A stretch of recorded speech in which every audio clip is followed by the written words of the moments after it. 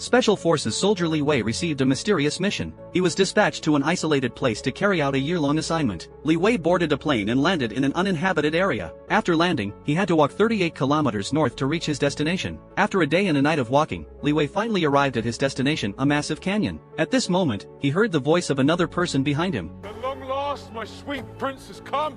The man welcoming Li Wei was called David. Li Wei's arrival was to replace David's position, and tonight was David's last day of service here. The two men came to a 100-meter-high watchtower. On the opposite side of the canyon, there was an identical watchtower. David told him that communication with the people in the opposite tower was strictly forbidden. Li Wei's mission was to walk around the edge of the canyon every day and inspect whether the canyon's protective net had been damaged. Every 600 meters along the canyon, there was a heavy-duty automatic attack gun. Every day, he needed to check and replenish ammunition for them. He also needed to install suspended mines at the bottom of the canyon to prevent something in the canyon from climbing up. Li Wei asked what the things at the bottom of the canyon were. David simply pressed the grenade in his hand and threw it into the depths of the canyon. After an explosion, a terrible roar came from below. The veteran said they were called Hollow Men, and no one knew why they were called that name. It was just how generations of guardians had referred to them. The next day, after completing the handover ceremony, David left alone, while Li Wei would be stationed in this isolated place for a whole year. David arrived at the rendezvous point and pulled out a smoke grenade. Soon, a helicopter slowly flew towards him from afar. However, I need you to quickly confirm your identity!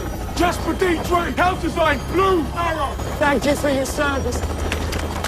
the higher-ups did not allow anyone to leave this place alive with its secrets. The unsuspecting Li Wei began his new day's task of checking the equipment and reporting the situation to his superiors every month. Every time Li Wei wanted to ask more questions, the other party would deliberately cut off contact. On this day, Li Wei curiously used binoculars to probe the situation of the watchtower on the opposite side of the canyon. To his surprise, he discovered a woman cutting wood. The woman seemed to sense his peeping and turned to look at Li Wei. Li Wei hurriedly avoided her gaze. At night, Delasha also used binoculars to check the opposite side. Seeing Li Wei reading a book, Delasha took a drawing board and fired a shot at the sky. Delasha's action attracted Li Wei's attention. He curiously looked over, only to see Delasha asking on paper, "What's your name?" Li Wei wrote on a signboard, "Communication is forbidden." Delasha wrote again, "My name is Delasha, and today is my birthday. I can break any rules." Knowing it was her birthday, Li Wei took out a glass of wine and wrote on the board, "My name is Li Wei. Wanna have a toast to celebrate your happy birthday?" After that, the two began to converse using their unique communication method. But at this moment, Delasha looked at the bottom of his watchtower and gestured with both hands for Li Wei to look down. When Li Wei looked down in confusion, he saw a group of hollow men slowly climbing up. Li Wei fired without hesitation. Delasha on the opposite side also started a heavy machine gun to help Li Wei block the hollow men's climb. With the cooperation of the two, the hollow men in the canyon were repelled.